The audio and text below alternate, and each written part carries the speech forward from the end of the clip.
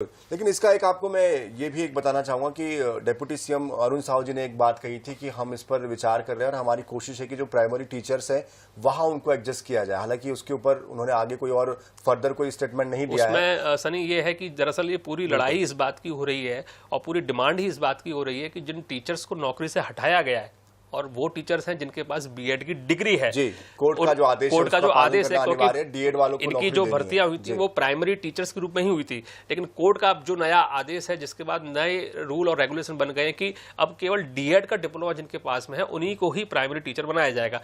इसके बाद इन BEd teachers की ये डिमांड है कि इनका समायोजन किया जाए। इनका समायोजन मिडिल स्कूलों में, हाई स्कूल में या हायर सेकेंडरी में किया बात यहाँ कर रुक रही है कि अब हाई कोर्ट के ऊपर सब कुछ दारोमदार डिपेंड करता है कि हाई कोर्ट इस पे आगे कैसे बढ़ता है, क्योंकि देखिए सुप्रीम कोर्ट ने तो कह दिया कि हाई कोर्ट जो कहेगा उस पर ही आपको चलना पड़ेगा। तो राज्य सरकार हाई कोर्ट में क्या दलीलें पेश करती है, किस तरह से उनका पक्ष रखती है, कैसे वो आगे हाई बढ़ती कोर्ट तक जो है सरकार दे चुकी है और हाई कोर्ट ने कभी ये नहीं कहा कि आप जो टीचर्स हैं जिनको बकायदा आपने पूरी प्रोसेस के तहत चुना है उनको नौकरी से हटाई दीजिए।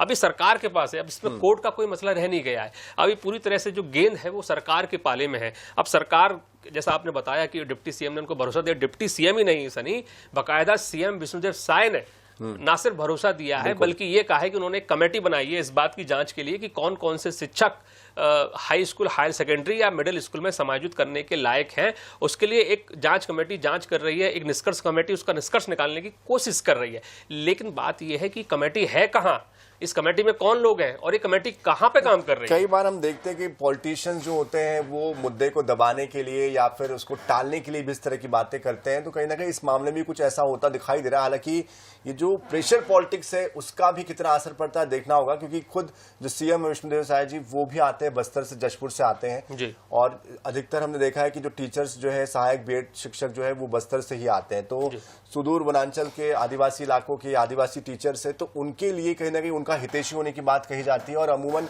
बीजेपी की सरकार ये कहती भी कि वो आदिवासियों की हितैषी है। तो उनके लिए भी एक बड़ा एक चुनौती भरा कार्य होगा इसमें बड़ी कैसे वो एडजस्ट करेंगे। बिल्कुल सही कहा आपने सनी। बड़ी दिलचस्प बात यह है, ये तकरीबन 3000 के आसपास इनकी संख्या है इन टीचर्स की और इसमें तकरीबन 70% जो टीचर हैं वो आदिवासी वर्ग से आते हैं। आपका सीएम जो है वो आदिवासी वर्ग से है। जिस वर्ग से ये लोग आते हैं, जो लोग आंदोलन कर रहे हैं, सभी लोग आदिवासी वर्ग से आते हैं। इसमें अभी तकरीबन 60% जो टीचर्स हैं वो बस्तर जिले के मूल निवासी हैं और यही वजह है कि इनकी जब पोस्टिंग हुई थी वो इन नक्सलाइट इलाकों में हुई थी जहां पर कोई टीचर जाके नौकरी नहीं करना चाहता। ये टीचर्स वहां नौकरी कर रहे थे, उन स्कूलों में जाके बच्चों को पढ़ा रहे थे और उन ऐसे इलाकों के स्कूलों में बच्चों को एक उम्मीद जगी थी कि उनको टीचर मिले हैं। अब यहाँ पर पढ़ाई का एक दौर शुरू होगा, लेकिन इस पूरे घटनाक्रम के बाद जब से टीचर्स को नौकरी से निकाला है वो बच्चे भी टीचर विहीन हो गए हैं सनी।